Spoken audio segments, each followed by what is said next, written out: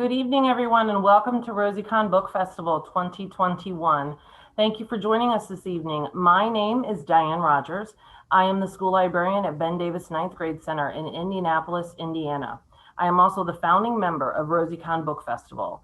I'm so excited that you decided to join us tonight for our festival's last author panel, It's a Messy Life. Tonight's discussion is the seventh in a series of virtual events, all based on the books and authors from the Elliott Rosewater, Indiana High School Book List. This is a recommended reading list of contemporary titles for teens in the state of Indiana. The Rosewater list is renewed every year with new and exciting books and is sponsored by the Indiana Library Federation. Near the end of each school year, teens from across the state vote for their favorite book on the list, and the winning title is given the Rosewater Award. Voting is online and is currently open, so log on to the Indiana Library Federation website, find the book awards, and vote for your favorite novel. Voting is open through the first week of May every school year. Before I officially begin events this evening, I do want to formally thank our sponsors of this festival. Money and support has been provided by the Lilly Endowment for the Arts, the Indianapolis Foundation Library Fund, and Wayne Township Schools to support RosieCon Book Festival. Thank you, sponsors, for your support. Now, our panel tonight. It's called It's a Messy Life. We will be talking with authors who have written books that tackle difficult subject matters, subjects that we typically see in documentary films or read about in nonfiction novels. These topics include things like sexual assault, drug use, immigration, and racial prejudice. Tonight's moderator is an author herself, Cami Garcia. Cami, thank you so very much for being with us tonight. Take it away. Hello, how are you? I am going to welcome our panelists. We have a prestigious group of authors. I'm also a YA author. I am pretty sure that Broken Beautiful Hearts is the book that I have on the reading list. And I'd also like to welcome Francisco Stork, Kekla Magoon, Carl Zucker, and Leslie Halse Anderson. I love it how everyone just like magically appears. Excellent job. I want to like congratulate us immediately on our tech. For the audience, and if there's any students watching, sometimes as authors switching to virtual was a little difficult because we are not always, we're not quite as techy as all of you are. So our panel is called It's a Messy Life, and Diane did a great job of kind of giving us an intro. And one of the things, I actually used to be a teacher for 17 years. And one of the things that I came across that I think a lot of librarians also struggle with is that even though real life is messy, sometimes people, are concerned about the level of authenticity that we present in books that are for teens. When you're writing, like, how conscious are you of the messiness?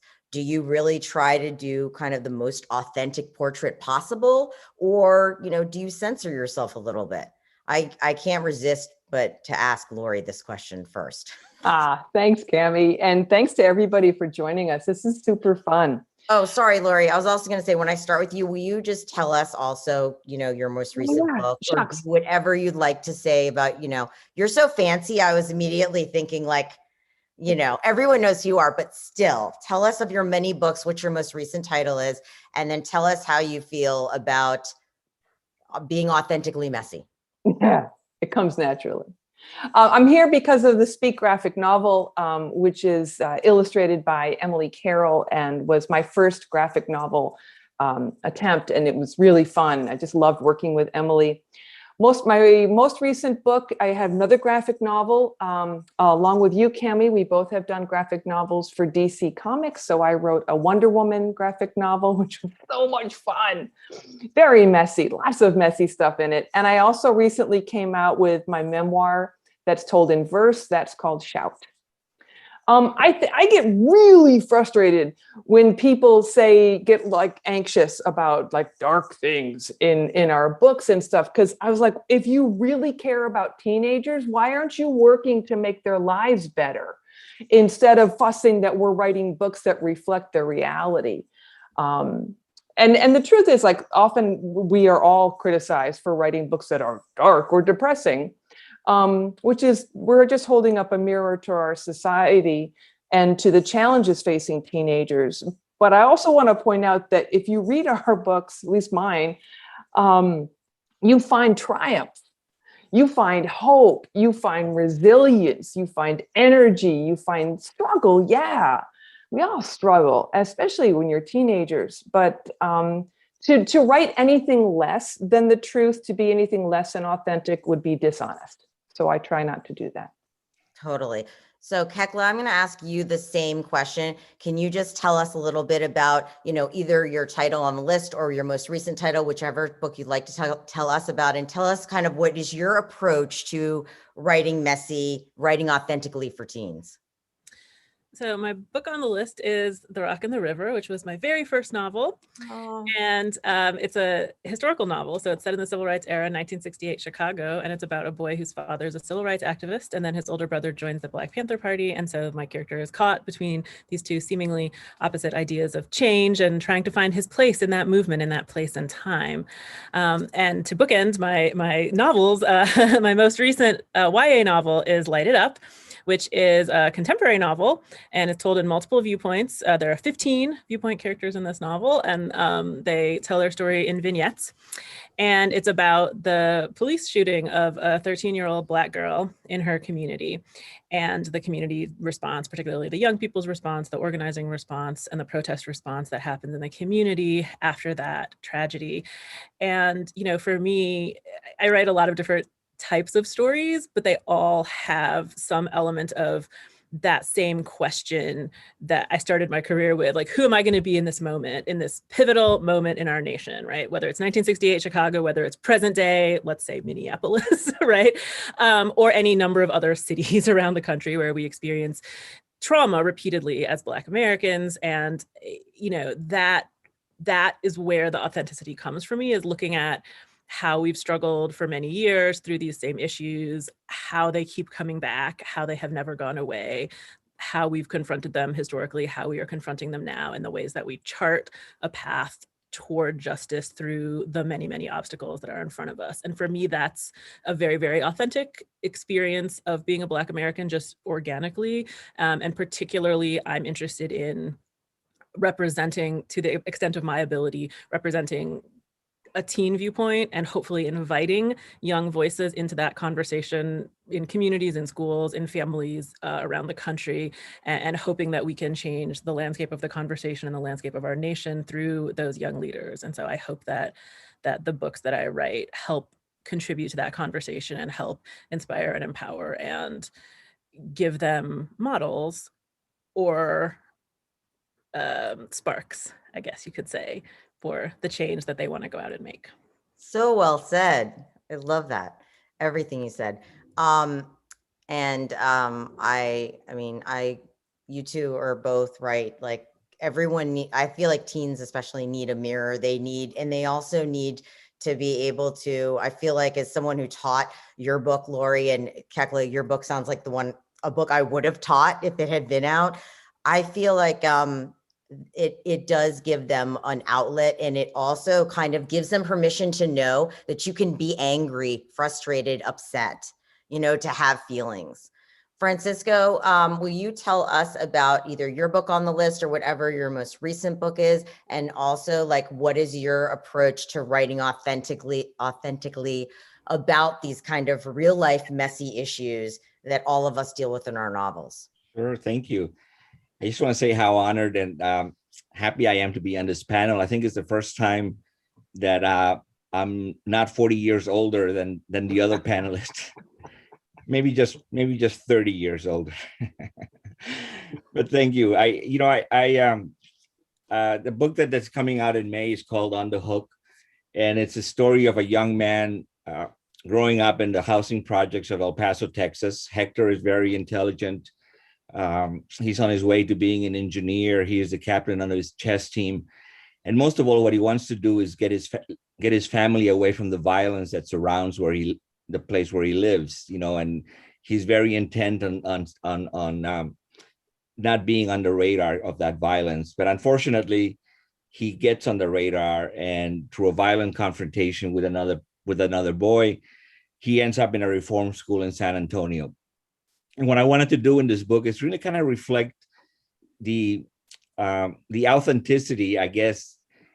Authenticity can be the connection between what the story is and the reality that it reflects, but it's also the connection between the author and what he or she is writing, and I lived in the projects of El Paso when I was growing up, and to me, to be authentic to that experience was really to tell both the good and the bad parts of it. In many ways, I am who I am because of where I live, but I also, there are so many things that were painful about it, and so I think that I was guided by a desire to be authentic, to myself, and when you do that, I think that translates itself into an authenticity that the reader feels as well, and ultimately is what keeps the reader reading, right? Especially a young reader. I think that's what grabs the attention, that it is true, and then it keeps on going throughout the book.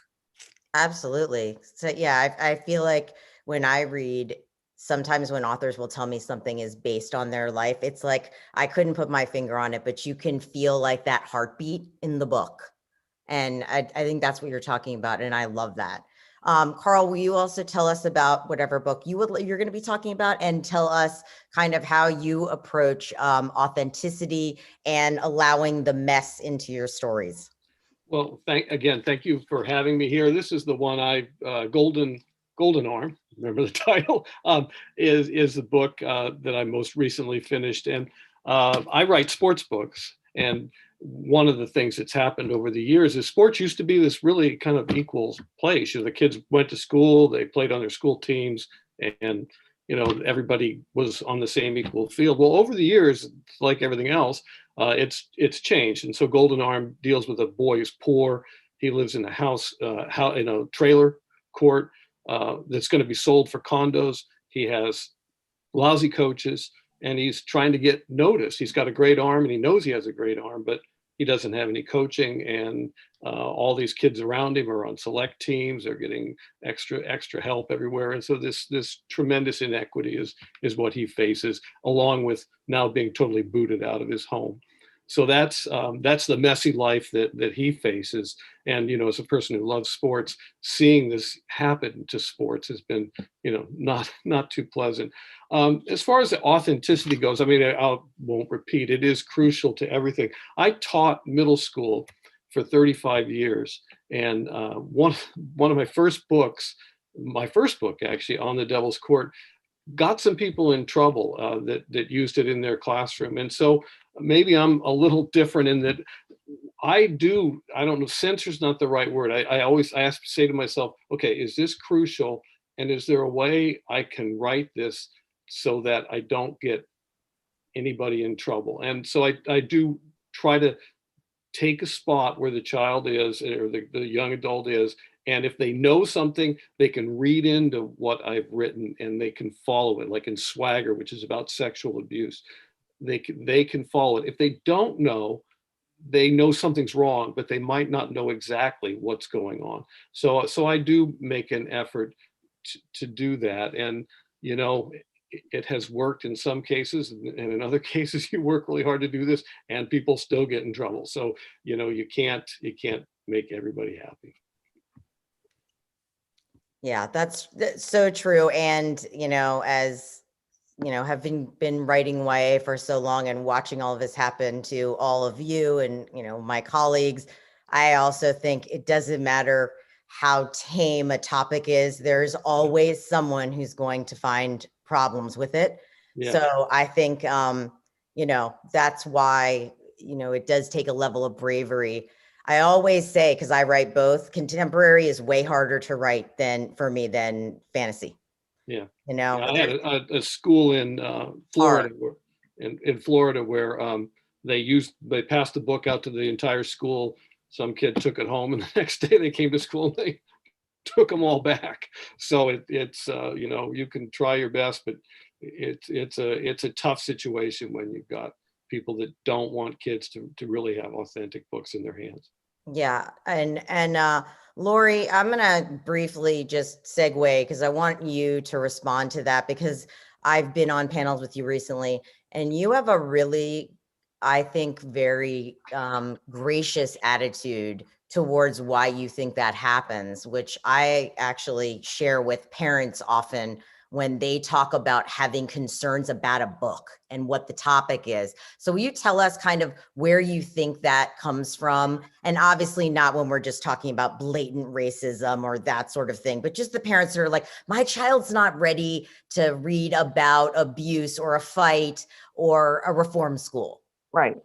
If you look at the recent list that came out of the top 10 most censored books by the American Library Association, last year, most of them were censored because they dealt with racism, because they had Black students as main characters, and some adults felt very uncomfortable about that. Speak was also on that list, as was Alex Gino's George. And when they started to censor my book 20 odd years ago, I used to take it very personally. I'll get all upset. But I've actually had really interesting conversations with parents primarily who love to censor my books. And I think that they love their kids the same way that I love my kids. But the difference is they look at the culture and the things that are scary in the culture, and they think if my kid doesn't read about them, then I won't have to talk to my kid about them. That's really what I see as behind most censorship. It's parents who are feeling unequal to the task. I don't know how to talk about racism to my children. This is a white person, obviously, talking, right?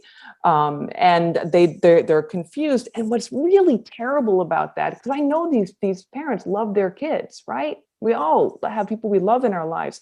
But when you as an adult tell a teenager, you can't read this, I don't want you to read this, what you're saying is, if you have any questions about this topic, don't come to me, because I can't help you. And I really don't think parents want to be given that message. We fail our children as a culture, as a community, as families. We fail our children when we don't prepare them for what life is throwing at them right now, not to mention what life is going to be throwing at them down the road. Young adults are adults in transition. And if they're interested in a topic, there's a reason for that. We should make sure that all of the shelves of all of our libraries have books that speak to all of those concerns of our readers. I totally agree. And obviously, I mean, you know, there are situations where, you know, someone's not necessarily a good parent, or a good person, and that can also happen. But what I have also seen is a lot of people, you know, making that argument, my child's not ready for this. And I'm like, your child might not be ready for this, but as Lori pointed out, it's happening in the world. So we don't have a choice but to step up and be ready and figure out how to be ready. So the other thing this leads me to, and Francisco, you explained this, where you kind of got the inspiration for your book. But for those of you who the book is not, based on your story, like Lori, obviously, I know Speak was based on your own experience. Kekla, so for your new book, when you're coming up, I mean, some of these are heartbreaking stories. I like to say I agree with Lori, they have hope usually, like a strong undercurrent of hope. But when you're thinking about what is the story I want to tell, and you're not going to something like history, where do you get the inspiration? Are these literally ripped from the headlines? Is it something that's someone you know? How do you get the kernel, the beginning? I would say, broadly speaking, I use the sort of ripped from the headlines as a way of describing it, even though it makes me sound like an episode of Law and Order. That's actually exactly what I was saying it from. Where it comes from. But the idea, like I like to think of it more as going sort of behind the headlines or beyond the headlines. Yeah. The inspiration comes from what I see. It comes from, every day, right? In the last week, we have a new example of an incident of police brutality. We have a new example of a young Black person being shot. We have a new example of, whether it happened today or whether we just found out about it today. Like it's a pervasive thing. And so looking at that is the sort of core inspiration, but then orbiting around that is all these opinions and all of these conversations that I see unfolding in the media. So for example, if I'm watching the news of an evening, right? Somebody gets on, and it's always an adult, right? It's never a teenager, but it's somebody who gets on and says, well, if they didn't want that to happen, they shouldn't have been in that neighborhood at that time of night in that outfit. And I'm like, okay, that's a viewpoint. What has had to happen in that person's life for them to arrive at that place where that's their viewpoint, that's their belief, that's what they're going to go on national TV and say with the 30-second soundbite that they're allowed, right? Everything is boiled down to that soundbite. And so I want to say, who is that person? How did they get there? What are the structures of their life that led them to believe that? Where is their vulnerability? What is it that they feel like they're protecting by promoting that view, et cetera, et cetera. And so trying to explore what is behind the little sound bites, what is behind the little tweets, what is behind the catchphrases, what is behind the signs that you see at the protests, what do they really mean? What are the people who are carrying them carrying otherwise, right, within them and around them, and where have they been and where have they come from, right? So that's taking what I see from the media, and instead of making it a collage of sound bites, right, like a cacophony that flows by on Twitter, right, I'm trying to say, okay, let's slow down and look at each of those moments, make each of those moments a person, and what does that look like, and how do we unfold that, and how do we then potentially move beyond some of the things that are holding us back? How do we move beyond some of the ideas that just keep circulating but we don't dig in, right? And so I want to expand rather than sort of minimize and detract, right? I want to think expansively about these issues and invite new voices into the conversation. And for me, one way of doing that is to invent voices based on those concepts that I see floating by. Well, I love what you said, beyond the headline. Like what is behind, what is the next layer down? And Carl, how about you? Where do you get kind of, the idea for these characters and these stories? Is it, do you take it a little bit from your real life, or, are these, I mean, obviously anonymously, but student stories, or are you like Hecla and you're looking around at the world and just saying like, I want to go deeper? Well, I'll tell you, I'll give you two examples of where they come from. But one was painting the black, and this was definitely from students. I was teaching at a school. I was teaching 8th grade, and there was a boy and a girl who did not get along. I mean, they were both really strong personalities. He was your ultimate macho. She was an early feminist because, Francisco, I'm older than you, I think. So this is way, way back. Anyway, the boy attacked the girl after a volleyball practice, pulled her pants off, and that was it. Right. So we have this meeting afterwards, and we're all sitting around the table. And I, fortunately, I'm one of the people there, and we're all talking. And the principal says to the boy's parents, "What do you think should happen?" And the parents say, "Well, it was terrible. What do you do? It was terrible. I think he should, maybe run a couple extra miles, laps, punishment, do some push-ups." And right. Then they turned to the girl's parents, and they asked her father, "What do you think should happen?" And he said, "Well, I think he should be arrested." So when you have a situation where one group of people are saying the guy should run an extra couple laps, and somebody else says they should be arrested, that was like, it took years for me to get to it, but that's a story for me. And I'll just give another example from students again. I had a student come in the middle of the year, and Steve, he comes in the classroom and he says he lives on a boat. Well, I live in Seattle, and we have these, Sleepless in Seattle, these amazing houseboats. Well, I assumed, and everybody in the class assumed, that Steve was this rich kid. We just assumed it. And he kept saying, "No, I'm not rich." And, it's like, how rich people are. They don't admit they're rich. So one day, about 3 months later, I get this knock on the door, and I actually thought a homeless guy was there, and I thought he was looking for, services. And I said, "This is school, can I help you?" I thought he was in the wrong building. And he said, No, I'm Steve's father." I just wanted, to come in and talk to you and tell you how proud I am of my son. And it turned out they lived in a 20-foot sailboat, which is really small, and it's out in Shilshole, which is very near me, and it's windy, and he said, yeah, he does his homework, stuff's banging around on the boat constantly, and it's really hard for him to sleep, and the bathroom's the size of a desk, and so it was like another real shock to me. It's like when you can be so wrong, when someone's telling you repeatedly, I'm not rich, I don't live in this fancy boat. So that ended up being another story too. So I look for places where there's a real disconnect, and then I try to write a story from there. So my next question is actually the flip, which is, and I'll start with Francisco, because you, as you said, your book is based, was inspired by your own experiences.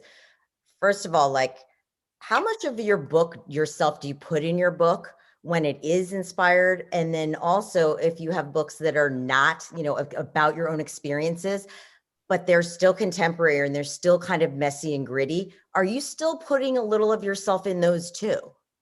Because that's what I'm always interested in, is like, do you find yourself, bleeding into both types of stories? Well, I mean, I think that the main thing for in a book for me is the characters, and I spend a lot of time creating them, imagining them, becoming them, and it's just impossible to create characters for me without connecting them, to my own emotions and experiences, and not that whatever happens to them in the story happened to me, but what they feel is really things that I feel, and also things that I don't understand. I think that one of the starting points for a book for me is when I'm like, there's something it just doesn't make sense. There's some suffering that goes on that just doesn't make sense. There's, women in Juarez that are disappearing by the hundreds, and it just doesn't, so there's something that draws you emotionally to that too. So in that sense, I think all the books have draw upon it to different extents, but also, I mean, as I get older, I think it's also kind of important to create characters that are not me. There's a distance between them. I wrote a story about a young woman who's recovering from depression, and it was very important to create that separation between my own, experiences with depression and the experiences of a 16-year-old girl. So I had to kind of transform them into the mind of a young person.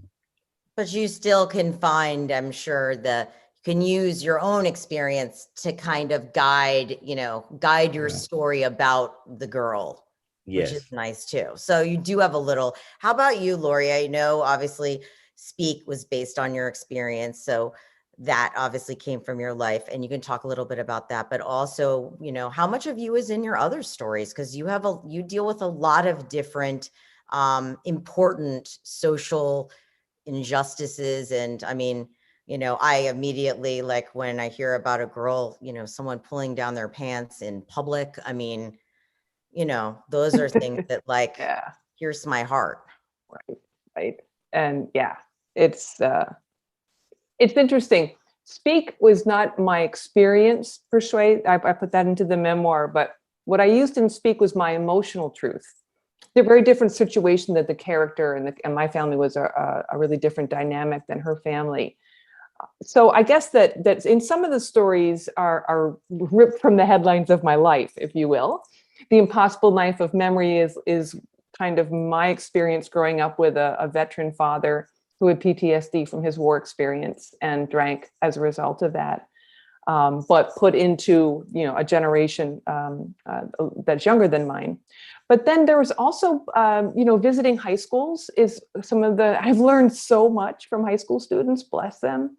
When I was touring a lot for Speak, I would give the most important conversations I think I had was with teenage boys, listening to what they got out of the book and what they were still confused about, because adults don't respect them and don't tell them the truth and aren't honest with them about things. And so a lot of them make mistakes that they regret.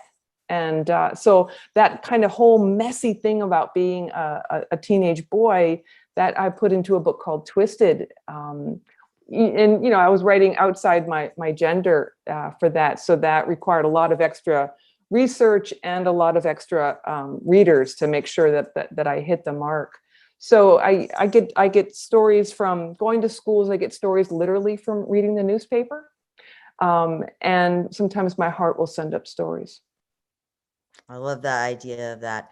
And Kekla, how about you? Like, do you find, and I think it's interesting too, when we're talking about writing from the perspective of another gender, like, do you still find like, even when it's not a story, especially, I mean, thinking about stories maybe that happened in the past to a different gender, like, I mean, you wrote from 15 perspectives. I'm like on my phone ordering the book.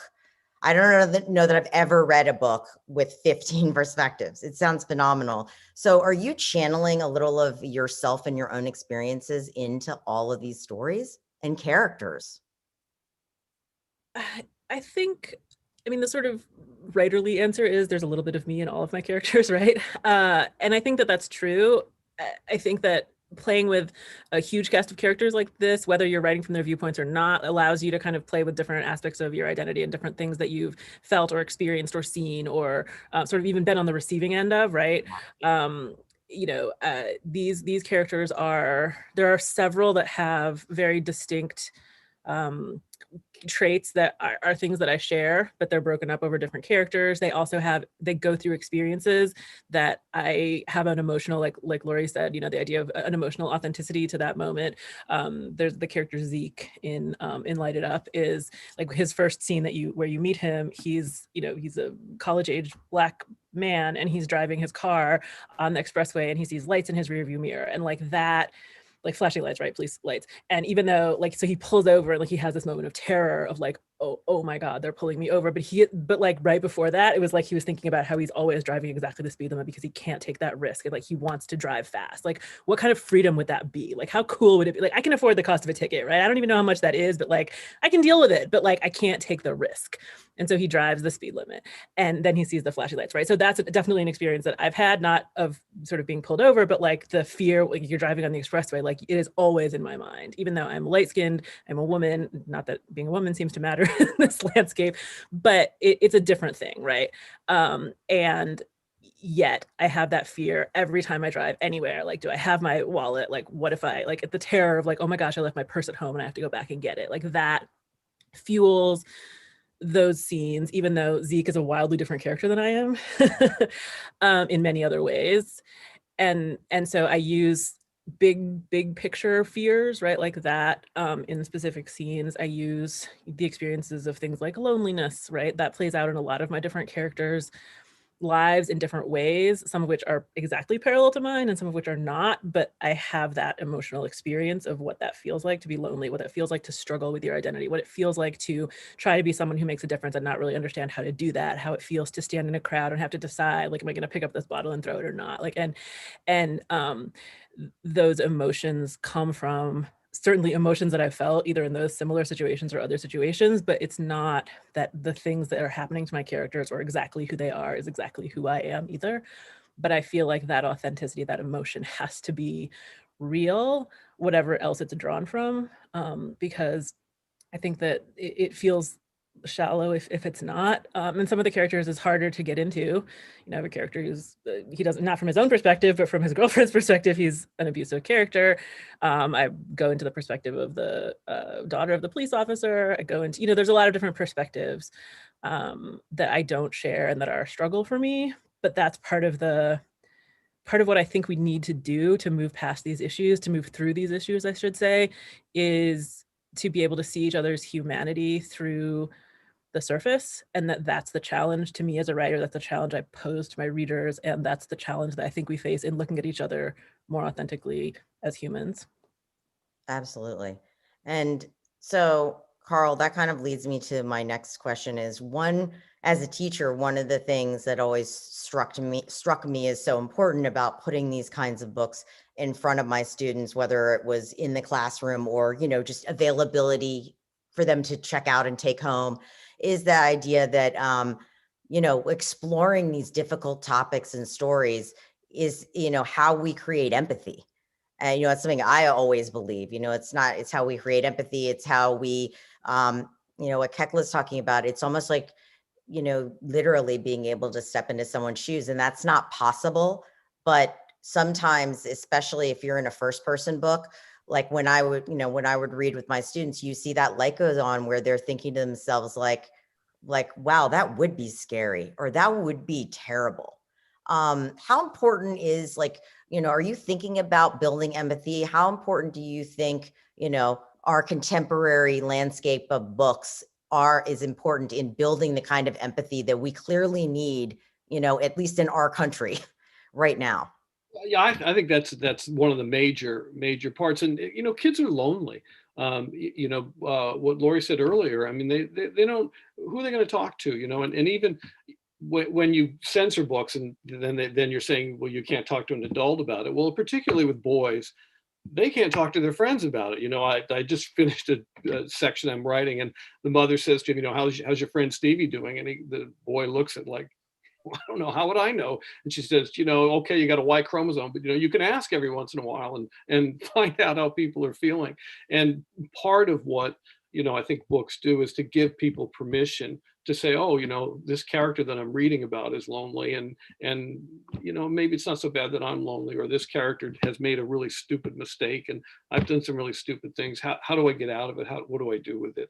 So I think that it's like an example, a way of moving forward. And kids get, I mean, the one thing that all of us share is this love of having these readers who are just so involved in a way that no adult is in the book. I mean, I will get letters that saying, why did you do that? You know, on chat, I write first person, say, why did you do that? That was so dumb, you know, and I can't believe you did that. And you know, what are you going to do later on? And I mean, they're so wrapped up in it that it really is real to them in a way that adults, you know, we just don't have that anymore. So yeah, the empathy that they can get from a young adult book is really never going to be matched again in their life.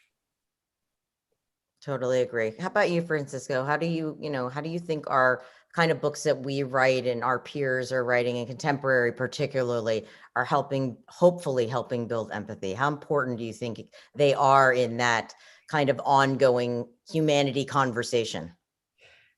Yeah, I mean, I think that, you know, in a way, empathy has gotten kind of a little bit of a bad reputation in terms of, it's just so overused that we don't understand what it really means. Sometimes I think that sometimes we think that empathy is pity, you know, and really what we try to do with our characters is not, even though bad things are happening to them, they're not victims. You know, my little characters are heroes in the sense that they're struggling against, you know, difficult situations, and that struggle, I think, the more, you know, more important than empathy is agency, is the sense that these guys are, or these characters are like trying to grow. You know, they're trying to, if not overcome what is happening to them, at least find a way to live with it. You know, and even though the books don't always have a happy ending, you know, I mean, just a sense of a hope, but kind of maybe a redefined kind of hope, not a hope of a successful future or a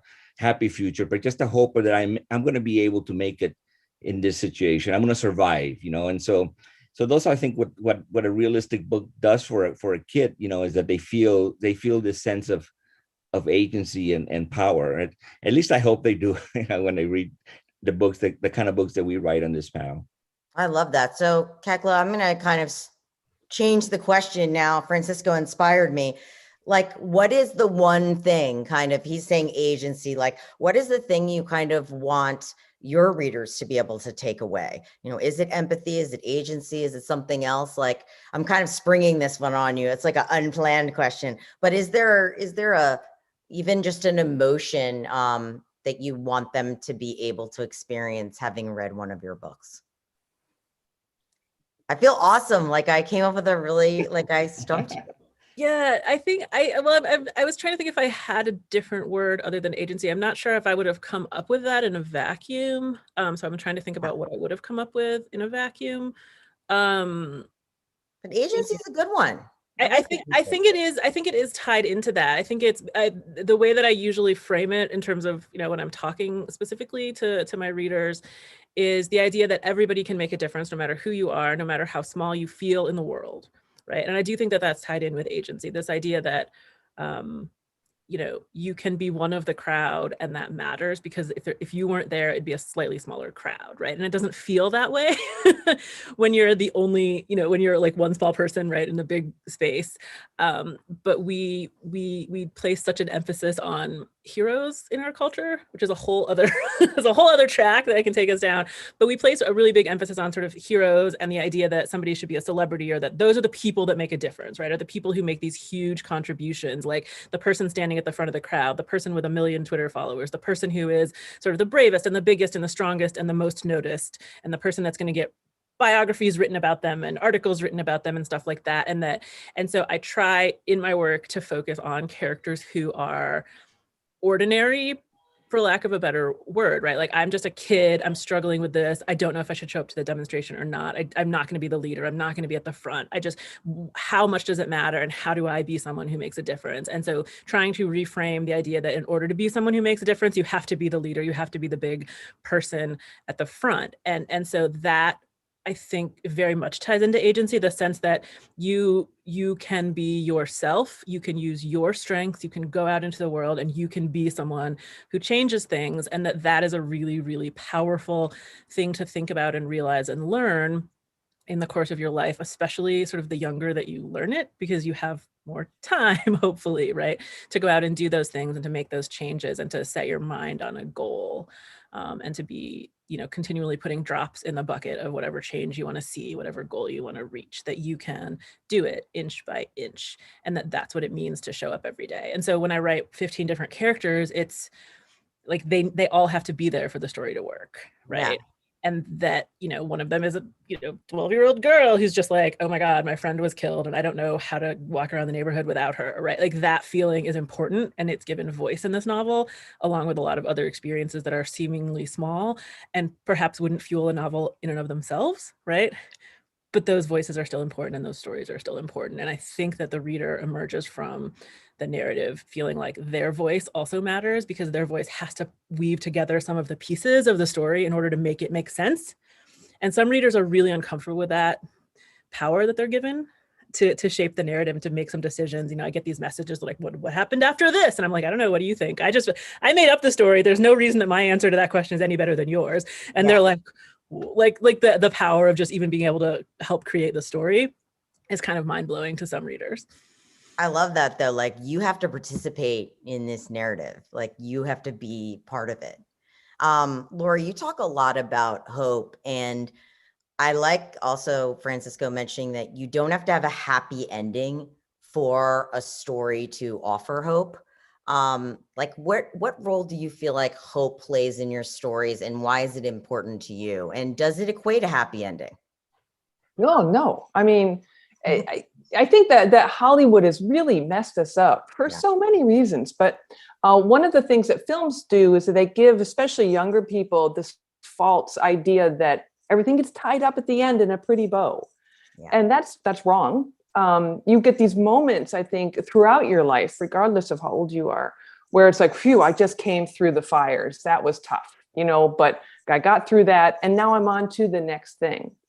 And I think that that's something that I try to do in my work is to, how, you walk alongside the character as they are dealing with the mess, and sometimes making good choices, sometimes making not great choices. And then, but by the time the book ends, the character has learned something about themselves, something about the situation. I wrote a book, The Impossible Knife of Memory, the one I mentioned earlier. The girl's dad is a veteran who's really, really struggling. And she wants to fix her dad. I mean, she loves him. And a lot of teens take on this responsibility if they have parents or guardians who are having mental health issues or physical health issues. They want to just be the one to fix it and take care of things. And that's just that earnest love, and it is so... I just love that about teenagers, and it breaks my heart, but it also opens my heart because they're trying so hard. But the truth is, one of the things we all have to learn is we can barely fix ourselves. And we certainly can't fix any other people. So in that book, what she thought was the mess, which was I have to fix my dad, it turns out she learns kind of where her boundaries are on what she can fix and, you know, what she's in charge of. So sometimes the what is presented as the problem doesn't get solved, but the character learns, and I hope the reader, a different way of looking at the situation. Does that make sense? Yeah, or something about themselves they can take Exactly. on. Okay, it looks like we have a couple of questions that are not from me, so I'm gonna look at those. Stay tuned, everyone. Let's hope, you know, I can get these out of cyberspace. Okay. So a question for Kekla. Since you grew up in Fort Wayne, Indiana, this is from Diane. Do you have anything that is specifically Indiana in any of your stories, or maybe an experience from growing up in Indiana? Yes. The short answer is yes. Well, so the Season of Six Malone, which is not one of the ones I mentioned, but that one is actually that set in one. Indiana. So this is it's a slightly younger book than the two that I was talking about before. But this is a summer adventure story set in Indiana. It's in a made up town in Indiana for a variety of reasons, but it's set in small town Indiana, outside of Indianapolis. I did grow up in Fort Wayne. I think that many of my experiences growing up in Fort Wayne help define my career and help define the types of stories that I write. In particular, I would say I grew up in a part of Fort Wayne that was predominantly white. And I myself am biracial. My mom is a white American. My dad is a Black West African by birth. And so, my experience of being Black in the United States was different than somebody who, for example, grew up in a household in an urban, more urban area, right, as opposed to a kind of suburban area like I grew up in, or somebody who grew up in a family that is defined by sort of the legacy of civil rights in this country, the legacy of slavery in this country, right? Like somebody whose ancestors were slaves, and mine were not. And so that it changes sort of my understanding of American history, my place as a Black American. And so a lot of why I write what I write is to better understand that identity and culture, because I moved through the world as a Black American and I have lived a life of experiences both in Indiana and elsewhere as a Black American. And, I've written books that are very much about, like Camo Girl is one that was very much about my experience being the only Black or biracial girl in some of my classes, or one of few, most of the time, one of few, and what that was like, and that sense of other that I felt growing up, and the sense of cognitive dissonance between the experiences that I was having in the world and being told that civil rights had been solved in the past, right? I think we're doing a little bit better job now teaching young people about how these issues are ongoing. But when I was very young, we were taught that we saw, Martin Luther King marched over a bridge and we solved it. And I say that sort of lightheartedly and facetiously, but that was actually the message that was taught to me. And it wasn't true and it didn't feel true. And I struggled with that for a long time without realizing that I was struggling with that as a teenager, in middle school and high school. And so as I came into writing as a early 20 something, and have moved through that for the last couple of decades, it has helped me with my own identity to be writing about these issues and to be grappling with these issues and understanding Black history, or understanding American history through the lens of Blackness. And that helps me form my identity. But a lot of that comes from my roots and the experiences that I had. Absolutely. So before we have some questions from the audience, but we're going to also have, this is obviously like a heavy topic. So we're going to have some less heavy topic for a moment. So my friend Holly Black, as far as I know, is the inventor of the lightning round, which is a fun series of very quick questions at the end of a panel where everyone, well, number one, you can't cheat. Like you can't think about it. You have to just like say what your answer is. You can't think about it for a long time. And it's kind of like a decompress, like, I have lots of anxiety. So I feel like these fun things always give you like a moment of decompression. So I'm going to go around, and this time I'm going to, once I call, I'm going to go in the same order just so everyone can feel prepared. I'm going to start with you, Carl. So you have to tell us very quickly, just like one sentence, your worst job ever. Worst job. I was a caddy. I had a wonderful job as a caddy, walking in the sunshine with my friends, which I quit because I thought it would be so much cooler to work at a restaurant. And then I ended up over a huge pot of dirty pans and dishes and steaming hot water for 5 hours thinking, why am I not back on that golf course? Oh, I bet. Kekla, your worst job. I have been very, very fortunate in having a lot of jobs I really enjoyed and becoming an author very young. So that has minimized the number of jobs I've had. The strangest writing job I ever did, the sort of was writing encyclopedia entries. So that was possibly my least fun, but very interesting in its way, but my least fun writing job to date. Okay, Lori, your worst job. Oh, I was a stockbroker for a hot minute. And Really? I was a really bad stockbroker because I would call people. I was cold calling, right?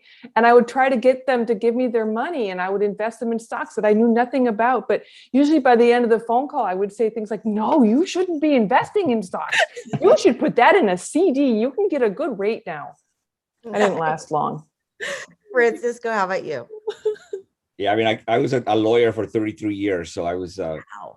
I had some bad moments there. But really, I think the worst job was I worked in a week for a week in a New Jersey factory, peeling little labels from bottles so they could put little flowers in it, and the label said "Made in Mexico." So that was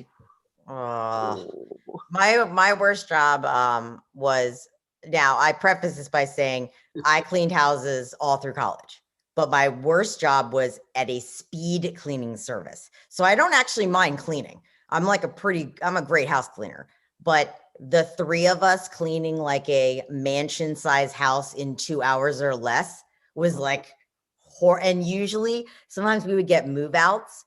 So it would literally seem like an entire fraternity was partying there for a month before we arrived. That was like such an awful job. But again, like, you learn a good work ethic from some of those. So Carl, what is something that you are good at that you think might surprise people? Back in the day, I did a very good Mick Jagger imitation. Really? Yep. Or is this just something you still do? Should we think about this in the future? I unlike Mick, I had the sense to stop. Got it. Kekla, what about you? Is there anything that you know, like something about you that you think? Ballroom dancing. I used to perform ballroom dancing. You did? Wow. Yes. My grandmother was a competitive ballroom dancer. I was not competitive, but I did perform That's with a awesome. group in college. Yeah. Okay, Lori, surprise me. I'm really good with a chainsaw. Really? I Like have my own. Wow. Okay, Francisco. I think I rake leaves really, really good. I see there's like for some of us, there seems to be like a real connect. Like I feel like sometimes when I'm cleaning, I get really good writing ideas. There's something like methodical about like I'm cleaning out my head as I'm cleaning out other stuff. Hold on. It looks like we have a question here. We have some that seem like people, we've kind of covered them. Okay, so Darlene wants to know, Francisco, what area of El Paso? Segundo Barrio, 5 Points area? She wants some specifics about where, I'm assuming this is where you grew up. Yeah, no, I grew up in that, it's called Isleta, which is kind of like the southern part of El Paso, close to the Mexican border. Thank you for the question. Okay, so in case we have any like teen writers in our audience, specifically for like younger people, like I always find sometimes mine are applicable regardless of your age, but like what's not necessarily a good piece of writing advice you necessarily have gotten, but like what is a piece of writing advice that you would give someone who, is either young and just starting out or hasn't quite, gotten anything published yet and is on that journey? How about you, Lori? You want to start? What's some good writing advice for us? Because I'm going to write down whatever you say. Oh, shucks. Yeah, I get a little cautious because writing is a highly personal thing. And so I always say your mileage may vary. I think it's important to give yourself permission to play. I think especially when you're young, to be focused on publication, that can be very limiting. And you're setting yourself up to really feel bad about yourself. Publishing is hard. It's like becoming an actor, and people, it's you have, your spirit takes a lot of hits when you try to write something and then have it brought out into the world. So for younger writers, I would just say, just write. Just write the things that you wish somebody else would be writing. And don't worry, curse as much as you want when you're writing. Okay, well, that's the piece of advice I'm totally taking. Tekla, what about you? What's a good piece of writing advice that you have? And obviously, it doesn't have to be the norm. There's no rules with us in writing. I mean, my thing is just to remind people that nobody sits down to write a novel. Like you can't sit down and write a novel. You sit and it's intimidating, right? Sometimes you go, oh my gosh, like look at all those pages. I couldn't write all of that. It's like, I didn't write all of that. I wrote a sentence and then I wrote another sentence and they put them next to each other and then another one, and so like really, when you really break it down, writing happens word by word, sentence by sentence, page by page. Even as a professional writer, I try to write maybe 1 page a day, double spaced. Okay. So, and that gives me how many pages in a year? 365, friends. That is longer than any novel I've ever published, right? I can take weekends off and write a page a day and still get a novel in a year. A novel draft. You have to revise, it takes time. But just the idea that it takes a long time and that you're never going to write as much as you want to in any given moment. And so you can't be discouraged by how much you're producing. You just have to know that like drops in a bucket, you're going to fill up a page eventually. You just got to write what you can. Even if it's literally only a sentence a day, you are writing. That's a victory. Just you'll get there. It's a marathon, right? Absolutely. Francisco, how about you? Do you have any good writing advice for us before we leave? Sure.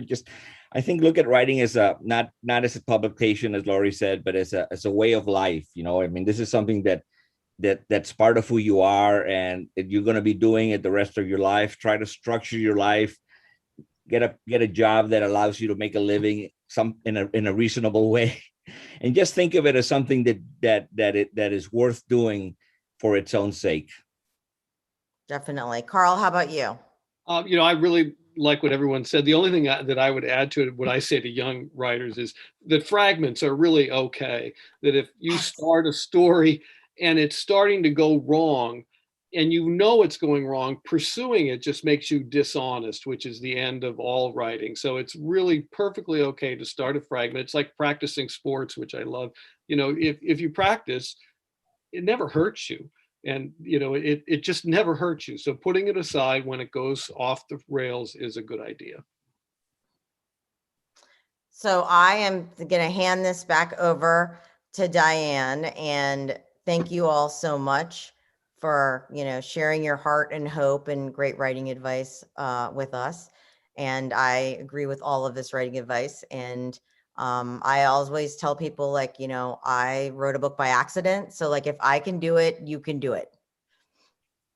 Diane, we hand it back to you. Awesome. Now, I do apologize for my background there. I'm not sure what's happening, but we're just going to go with it.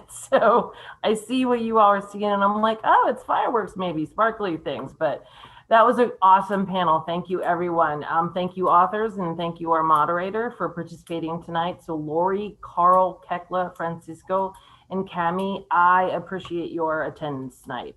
Finally, audience, thank you for watching. I hope that you have enjoyed yourself. Tonight's panel concludes the RosieCon Book Festival for 2021. Audience, please don't forget to vote for your favorite Rosewater title on this year's list. Voting is online at the rosiebookaward.com, and that is ROSIE bookaward.com. To vote, you click on each book's cover and then on the button that says Vote Here. Tonight is the last of our live panels, but anyone can access previous panels on the festival through our YouTube site. So the videos can be freely used in classrooms or shared with patrons in your library. Be safe, everyone. Stay healthy, and good night.